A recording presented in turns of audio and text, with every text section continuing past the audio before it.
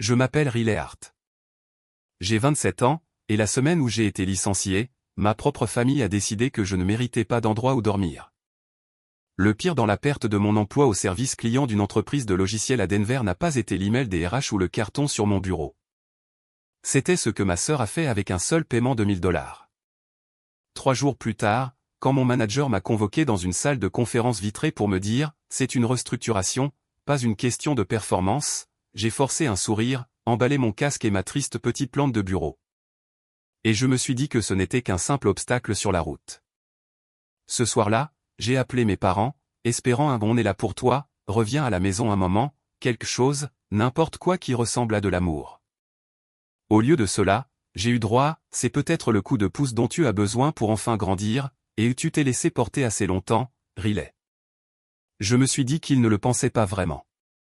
2 jours plus tard, mon propriétaire a frappé à ma porte et a demandé si nous pouvions discuter. Il ne pouvait pas me regarder dans les yeux quand il a dit « Votre sœur m'a payé $1000 pour mettre fin à votre bail plus tôt. » J'ai ri, pour de vrai, en attendant la chute de la blague. Elle n'est jamais venue. Elle a dit que cela vous aiderait à grandir, a-t-il ajouté, comme si le dire plus doucement le rendait moins cruel. Mes mains tremblaient quand je l'ai appelée. Elle a répondu en riant déjà. Maman et papa en ont assez d'une ratée comme toi. Quand j'ai appelé à la maison, la voix de ma mère était de glace. Laisse la rue t'apprendre une leçon. Mon père a ajouté, cette famille n'accepte pas les perdants. Je n'ai pas discuté. J'ai fourré ma vie dans des sacs poubelles, chargé ma Honda cabossée et conduit jusqu'au parking d'un Walmart pour dormir. Le lendemain matin, quand j'ai enfin levé les yeux du volant, ils étaient tous là devant moi, chaque visage livide, les yeux écarquillés par la peur et l'incrédulité. Ils pensaient que $1000 suffirait à me jeter et à me remettre dans le droit chemin. Ils n'avaient aucune idée que j'étais la seule personne capable de prendre tout ce qu'ils désiraient en protéger. Si vous voulez voir exactement comment cet argent s'est retourné contre eux, restez avec moi jusqu'à la fin et dites-moi si vous pensez que je suis allé trop loin ou pas assez. Ce moment-là, le matin sur le parking avec ma famille me fixant comme s'ils avaient vu un fantôme. Ce n'était pas encore là que se trouvait vraiment l'histoire. C'était un aperçu de ce qui allait arriver. Avant que leur visage ne devienne blanc, il n'y avait que moi, ma voiture et ce genre de froid qui s'insinue jusque dans vos os. Cette première nuit sur le parking du Walmart, j'ai à peine dormi. Chaque fois qu'un caddie cliquetait ou qu'un camion passait, je me réveillais en sursaut, serrant mon téléphone comme si c'était une sorte de couverture de sécurité. Au lever du soleil, mon cou était raide, le bas de mon dos me lançait, et mon souffle embuait l'intérieur du pare-brise. J'étais passé d'un emploi technique à distance avec des avantages sociaux à l'espoir que la sécurité ne frappe pas à ma vitre, en moins d'une semaine. Quand je me suis enfin forcé à bouger, j'ai réalisé que je ne pouvais pas rester là à brûler de l'essence et à prétendre que c'était temporaire.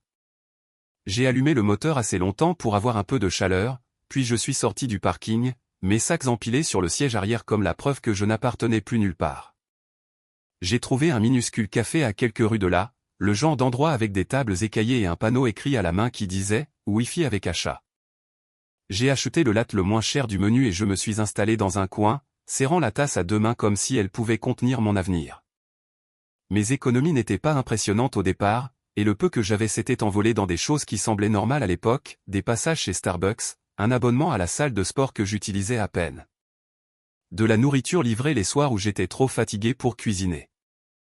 J'ai ouvert mon application bancaire et j'ai senti mon estomac se nouer. Peut-être $300 à mon nom. Pas de travail, pas d'appartement, pas d'assurance auto si je ne payais pas bientôt. Pour la première fois, le mot sans-abri s'est glissé dans mon esprit, non pas comme une blague, mais comme une étiquette qui était peut-être sur le point de me correspondre. Par habitude, j'ai consulté la discussion de groupe familial.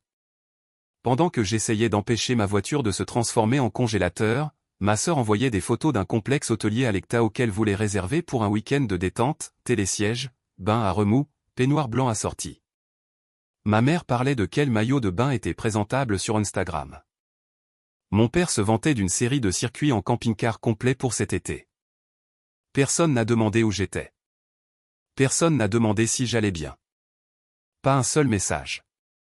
C'était comme si j'avais été discrètement supprimé de leur monde à la seconde où mon badge a cessé de fonctionner au bureau.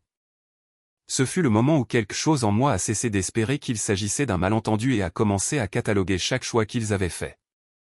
Parce qu'en vérité, mes parents n'étaient pas vraiment coincés dans un petit appartement à essayer de s'en sortir.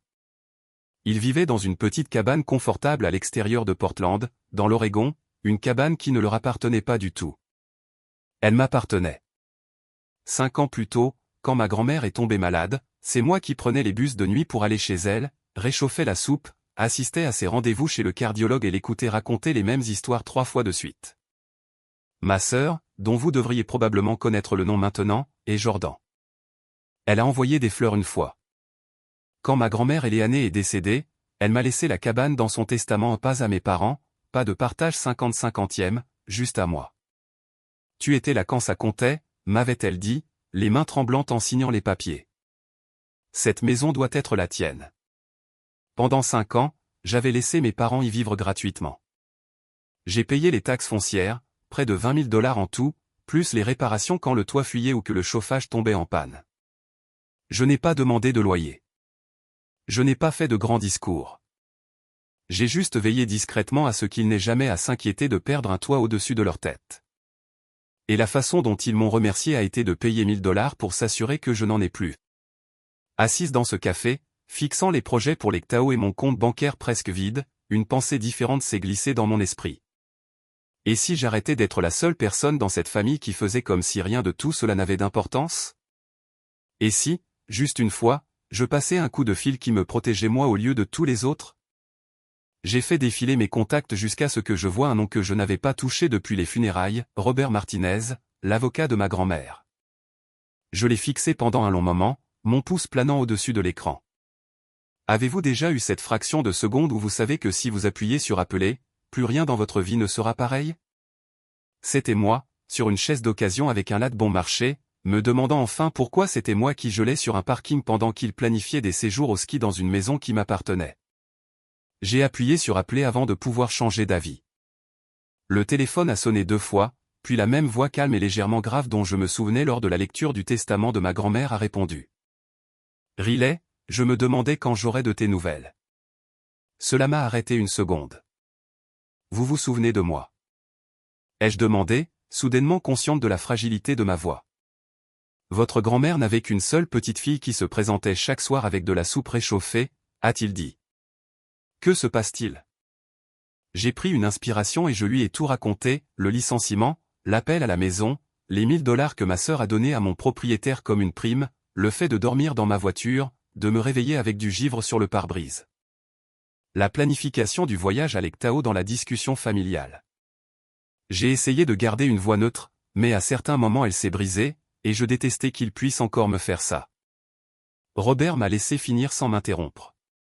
Quand j'ai enfin fini de parler, il y a eu un silence, puis le bruit d'un stylo qui clique. D'accord, a-t-il dit.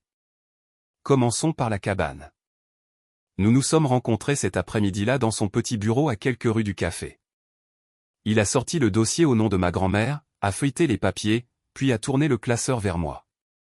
Mon nom était juste là, à côté du terme unique bénéficiaire sous la description de la propriété de Portland.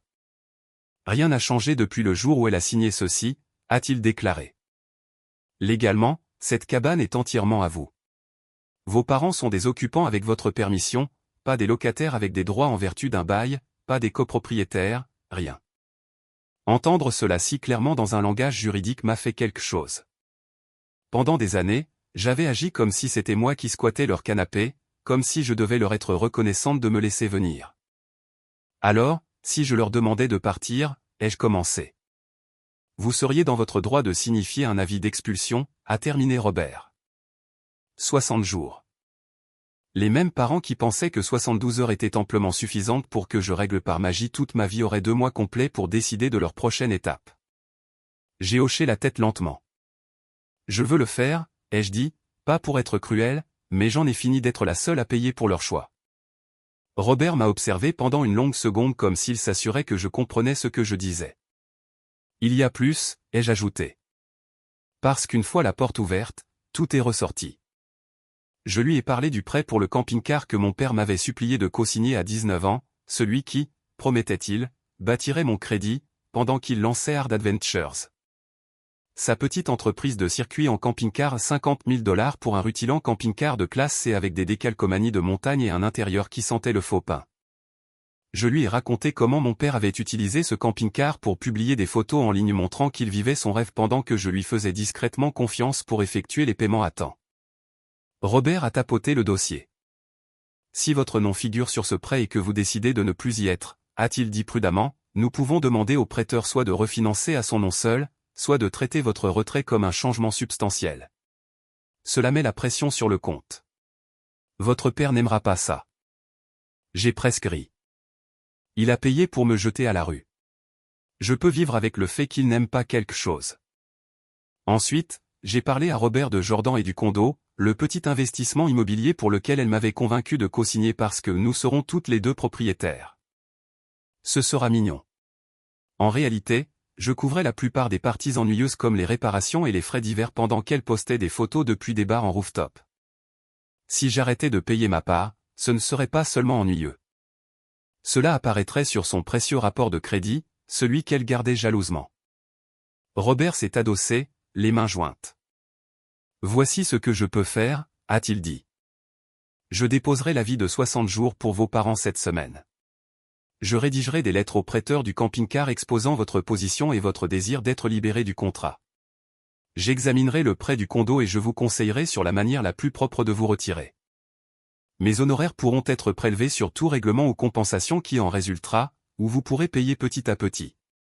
Votre grand-mère m'a demandé il y a des années de ne pas vous laisser vous faire écraser par votre famille. Je pense que cela correspond au cas présent. Pour la première fois depuis des jours, le nœud dans mon estomac s'est un peu desserré. Je n'étais pas sauvé par magie. J'étais toujours fauché, toujours techniquement sans abri. Mais je n'étais pas impuissante. Je suis sorti de son bureau dans l'air froid de la soirée, sentant quelque chose de nouveau s'installer en moi, quelque chose de plus vif que la peur. Mes parents et ma sœur avaient décidé que la rue devait m'apprendre une leçon. Avec quelques signatures et quelques coups de fil, je venais de les inscrire à un cours beaucoup plus rude. J'ai appuyé sur appeler avant de pouvoir changer d'avis. Le téléphone a sonné 2 fois, puis la même voix calme et légèrement grave dont je me souvenais lors de la lecture du testament de ma grand-mère a répondu. Riley, je me demandais quand j'aurais de tes nouvelles. Cela m'a arrêté une seconde. Vous vous souvenez de moi, ai-je demandé, soudainement consciente de la fragilité de ma voix. Votre grand-mère n'avait qu'une seule petite fille qui se présentait chaque soir avec de la soupe réchauffée, a-t-il dit. Que se passe-t-il?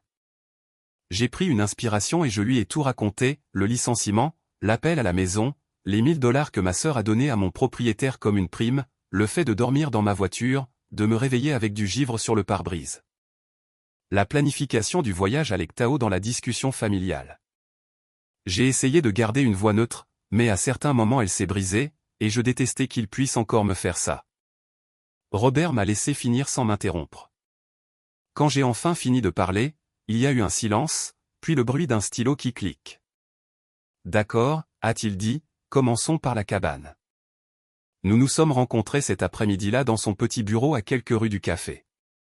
Il a sorti le dossier au nom de ma grand-mère, a feuilleté les papiers, puis a tourné le classeur vers moi. Mon nom était juste là, à côté du terme unique bénéficiaire sous la description de la propriété de Portland. Rien n'a changé depuis le jour où elle a signé ceci, a-t-il déclaré. Légalement, cette cabane est entièrement à vous. Vos parents sont des occupants avec votre permission, pas des locataires avec des droits en vertu d'un bail, pas des copropriétaires, rien. Entendre cela si clairement dans un langage juridique m'a fait quelque chose. Pendant des années, j'avais agi comme si c'était moi qui squattais leur canapé, comme si je devais leur être reconnaissante de me laisser venir. Alors, si je leur demandais de partir, ai-je commencé. Vous seriez dans votre droit de signifier un avis d'expulsion, a terminé Robert. 60 jours. Les mêmes parents qui pensaient que 72 heures étaient amplement suffisantes pour que je règle par magie toute ma vie auraient 2 mois complets pour décider de leur prochaine étape. J'ai hoché la tête lentement. Je veux le faire, ai-je dit, pas pour être cruel, mais j'en ai fini d'être la seule à payer pour leur choix. Robert m'a observé pendant une longue seconde comme s'il s'assurait que je comprenais ce que je disais. Il y a plus, ai-je ajouté. Parce qu'une fois la porte ouverte, tout est ressorti. Je lui ai parlé du prêt pour le camping-car que mon père m'avait supplié de co-signer à 19 ans, celui qui, promettait-il, bâtirait mon crédit, pendant qu'il lançait Hard Adventures. Sa petite entreprise de circuit en camping-car, 50 000 $ pour un rutilant camping-car de classe C avec des décalcomanies de montagne et un intérieur qui sentait le faux pain. Je lui ai raconté comment mon père avait utilisé ce camping-car pour publier des photos en ligne montrant qu'il vivait son rêve pendant que je lui faisais discrètement confiance pour effectuer les paiements à temps. Robert a tapoté le dossier.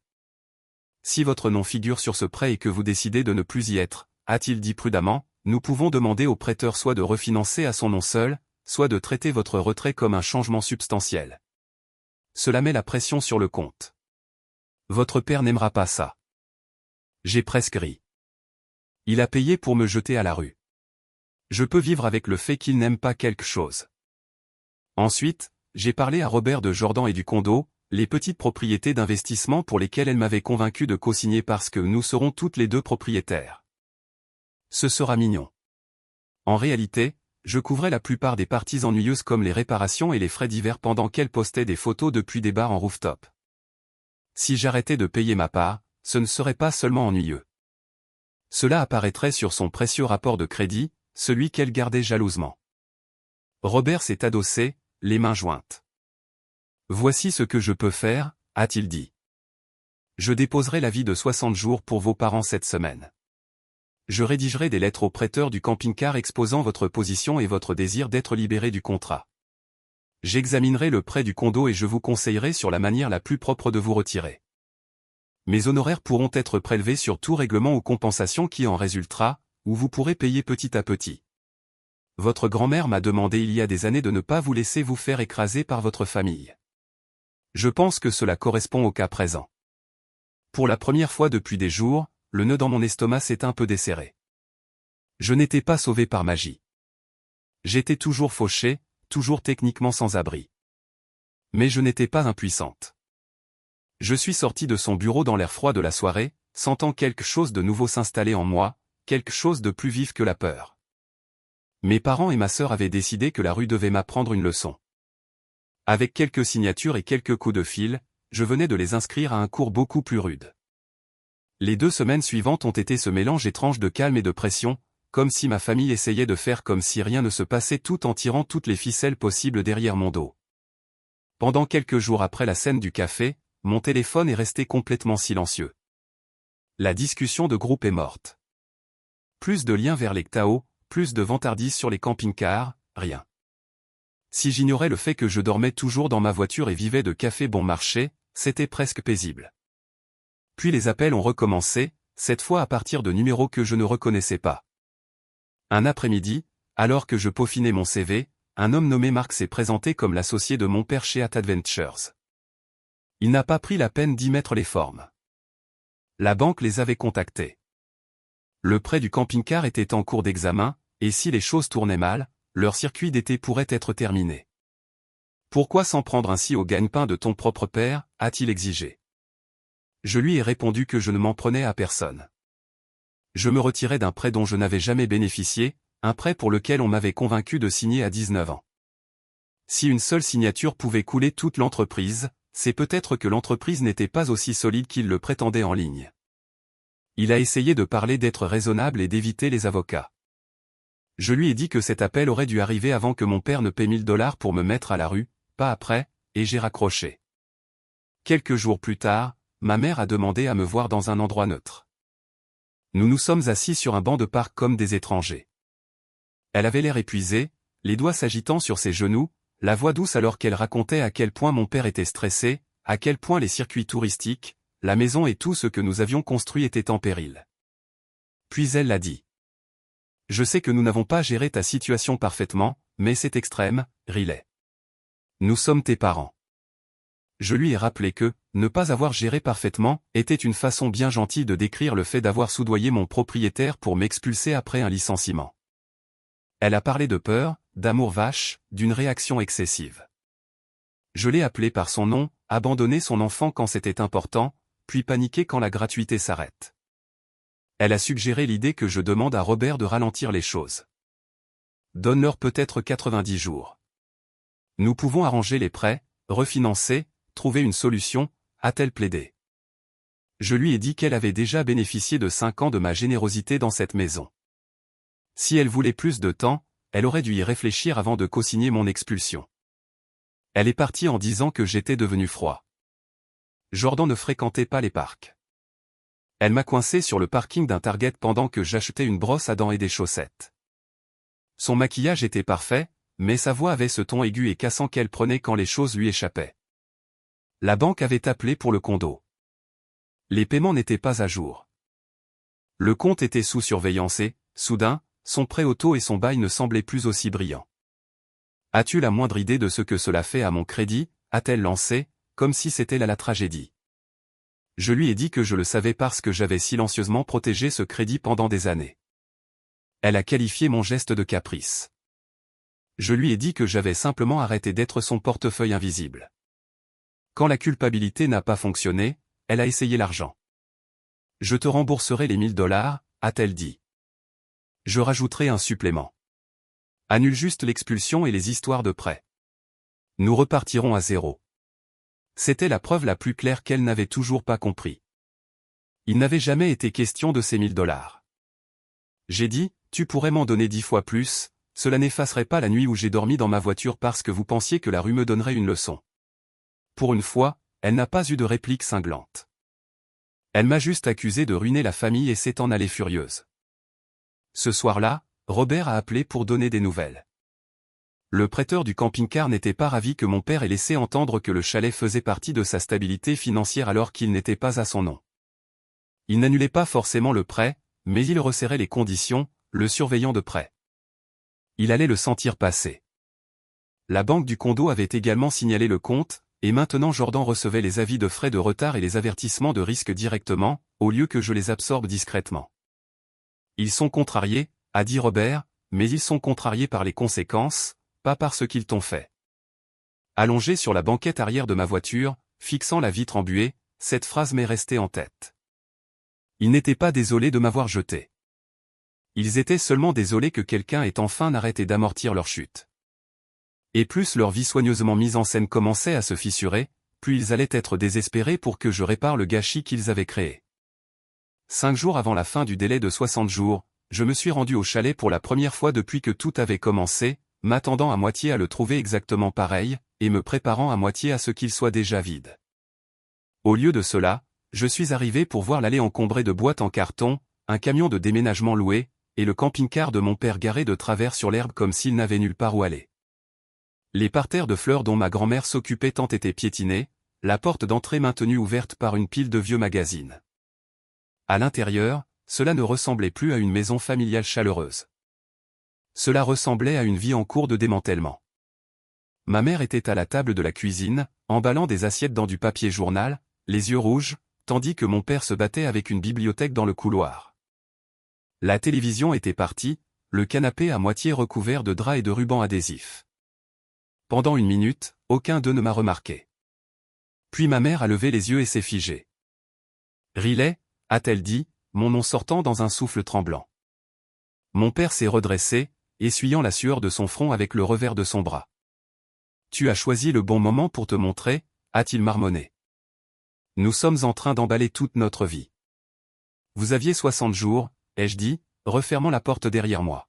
« C'est presque 20 fois ce que vous pensiez que je méritais. » Il a tressailli un peu, puis s'est remis à pousser la bibliothèque. « Nous avons perdu le contrat de Bend » a-t-il dit brusquement.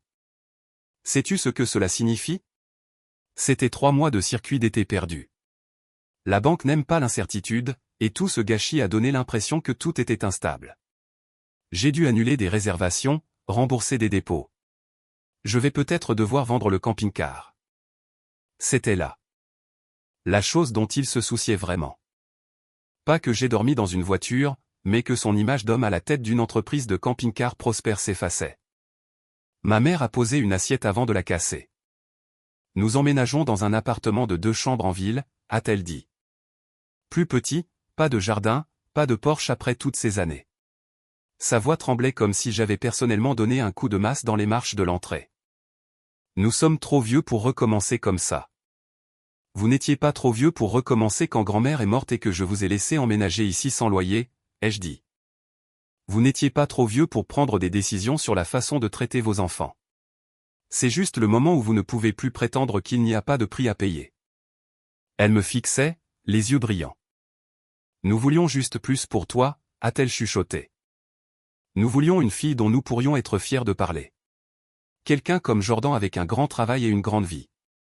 Nous pensions que si nous te poussions assez fort, tu y arriverais aussi. Cela a piqué, surtout parce qu'elle l'a dit comme si c'était un compliment. Donc, parce que je n'étais pas assez brillante pour les conversations de dîner, vous avez décidé que la rue pourrait finir de m'élever, ai-je demandé.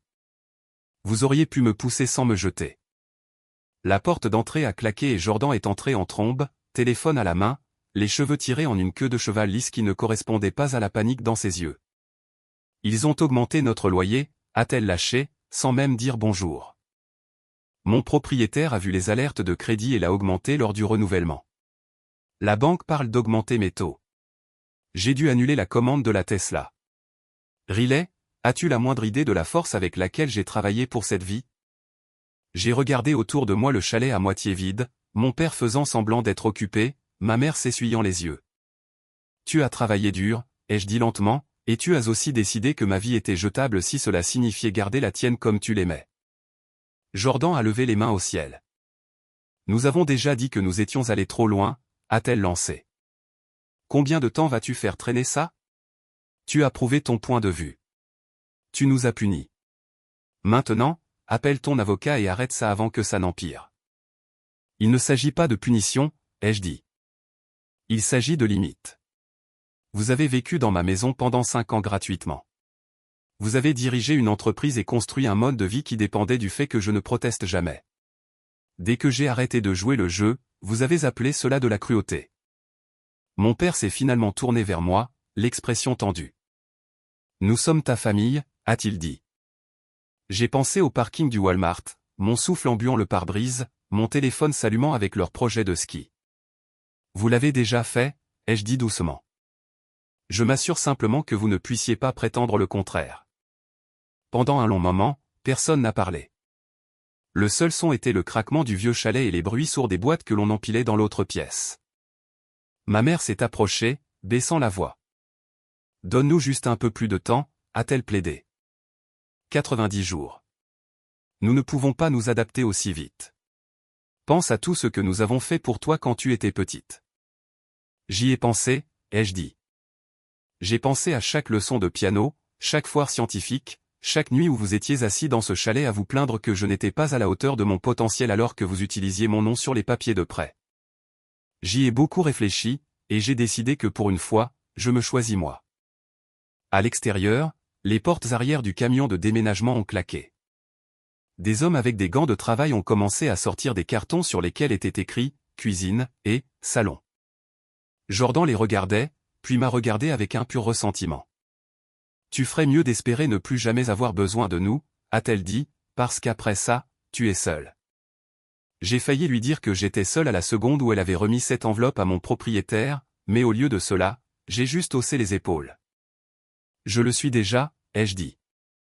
Quand je suis enfin retourné à ma voiture, le ciel commençait à prendre ce gris plat que ma grand-mère appelait un temps à soupe. Je suis resté dans le jardin une minute à regarder la maison qui avait été la sienne, puis la leur, et qui était enfin entièrement la mienne. Je me suis souvenu d'elle assise sur ce porche, sa main sur la mienne, alors qu'elle signait le testament. Ne les laisse pas te marcher dessus, gamine, avait-elle dit. La famille est censée être celle qui se tient à tes côtés, pas au-dessus de toi. À l'époque, j'avais souri et je lui avais dit qu'elle était dramatique. Maintenant, en regardant la vie de mes parents être chargée à l'arrière d'un camion parce qu'ils ne voyaient pas la différence entre l'amour et le contrôle, j'ai réalisé qu'elle avait juste été honnête. Ce n'était pas le fantasme de vengeance que j'aurais écrit pour moi-même. C'était plus désordonné, plus triste, plus compliqué. Mais alors que je montais dans ma voiture et que je m'éloignais, laissant le chalet silencieux derrière moi, une chose était enfin claire, quoi qu'il arrive ensuite, ce serait selon mes termes, pas ceux imposés par des gens qui n'aimaient que la version de moi dont ils pouvaient se vanter. Après qu'ils ont quitté le chalet, tout a changé plus vite que je ne l'espérais. Quelques semaines plus tard, j'avais un matelas sur le sol de ce qui était autrefois la chambre de ma grand-mère, une table de friperie dans la cuisine. et une offre d'emploi dans ma boîte de réception d'une petite start-up dynamique à Portland qui avait besoin d'un spécialiste du support technique capable de parler à des humains et pas seulement à des tickets, 65 000 par an, télétravail possible, option d'achat d'actions. J'ai essayé de ne pas rire en acceptant avant de trop réfléchir. La même semaine où j'ai signé mon contrat, Robert a appelé avec des nouvelles concernant le prêt du camping-car. L'un des concurrents de mon père, un homme qui tournait autour de Hat Adventures depuis des années, a proposé de racheter ma position sur le prêt et de reprendre le véhicule dans le cadre d'un accord. Après l'examen de la banque, ils étaient heureux d'avoir un nom stable dessus. Ma part pour être reparti blanchi était de 30 000 $. Ce n'était pas l'argent de la loterie, mais quand on a compté sa monnaie pour l'essence, cela ressemble à un miracle. J'en ai utilisé une partie pour couvrir les réparations du chalet et constituer un fonds d'urgence, et le reste pour régler ma part du gâchis du condo avec Jordan afin qu'il n'y ait plus de lien entre moi et sa cote de crédit. Elle a dû refinancer elle-même rapidement. Quoi qu'il en soit, l'époque où je colmatais discrètement ses investissements était révolue. Greg n'a pas complètement perdu le camping-car, mais il a perdu le contrôle. Ses circuits ont diminué, ses itinéraires ont été limités, et les photos sur les réseaux sociaux sont passées de « vivre le rêve » à « disponibilité limitée » et « restructuration en urgence ». Ma mère a envoyé quelques SMS disant que le Porsche lui manquait et à quel point l'appartement semblait exigu, parlant de voisins bruyants et de buanderies partagées. Sous toutes les plaintes, il y avait ce choc silencieux que la vie puisse reculer, que le confort n'était pas garanti juste parce qu'elle y était habituée. L'Instagram de Jordan a changé aussi. Moins de photos de brunch, plus de citations critiques sur le fait d'écarter les gens toxiques qui, j'en suis presque sûr, me visaient. Aux dernières nouvelles, la commande de la Tesla est restée annulée, le loyer est resté élevé, et elle apprenait ce que l'on ressent quand les chiffres de votre application bancaire ne rattrapent pas automatiquement la vie que vous affichez en ligne. Nous ne nous parlions pas vraiment. Ils prenaient contact ici et là, mais il s'agissait toujours de ce qu'ils avaient perdu, pas de ce qu'ils avaient fait. C'est la chose qui a fini par cliquer pour moi. Ils n'étaient pas dévastés parce qu'ils m'avaient jeté. Ils étaient dévastés parce que j'avais arrêté de revenir malgré tout. Assis sur le porche du chalet un soir, les jambes repliées sous moi, l'ordinateur ouvert sur une file d'attente de tickets de support, j'ai pensé à ces 1 000 $. Pour eux, c'était juste un outil, un moyen de me pousser hors du nid, de prouver quelque chose, de protéger la version de notre famille qu'ils aimaient montrer au monde. Pour moi, c'est devenu le reçu qui disait « Nous avons choisi notre confort plutôt que ta survie ». Je ne sais pas si vous appelleriez ce que j'ai fait une vengeance ou simplement de l'autodéfense avec du mordant. Tout ce que je sais, c'est que pour la première fois de ma vie, les gens qui m'ont blessé ont ressenti quelque chose d'approchant le poids de leur choix. Et au milieu de ce gâchis, j'ai appris quelque chose que j'aurais aimé que quelqu'un me dise il y a des années, vous ne devez l'accès à votre personne à personne juste parce que vous partagez le même sang, surtout s'ils utilisent ce sang comme une arme. L'amour sans respect n'est que du contrôle dans une tenue plus élégante. Se défendre ne semble pas toujours noble. Parfois, cela semble mesquin, dur et compliqué de l'extérieur. Mais si c'est vous qui avez dormi dans la voiture, qui avez avalé les insultes, qui avez porté le confort de tous les autres sur votre dos, vous avez le droit de le poser. Vous avez le droit de dire « assez » et de le penser. Si vous étiez à ma place, si votre propre sœur payait pour vous mettre à la rue et que vos parents l'encourageaient, leur auriez-vous pardonné et seriez-vous revenu? Ou leur auriez-vous enfin laissé ressentir ce que c'est quand la personne qu'ils pensaient ne jamais voir partir s'en va vraiment? Notre équipe chez Revenge Mangan se consacre à la création de scripts d'histoires émotionnelles puissantes qui sont à la fois divertissantes et significatives. Nous promettons qu'il s'agit d'une histoire fictive écrite uniquement pour transmettre des leçons de vie et des messages éducatifs positifs à nos spectateurs. Ce script souligne l'importance du respect de soi, des limites saines et de la reconnaissance des comportements toxiques, même lorsqu'ils proviennent de la famille. Il montre que l'amour vache n'est pas une excuse pour la maltraitance, et que chacun a le droit de protéger sa dignité et sa santé mentale. À travers le voyage de Riley, les spectateurs sont encouragés à réfléchir à leurs propres relations et à choisir l'équité, l'empathie et la responsabilité plutôt que la loyauté aveugle.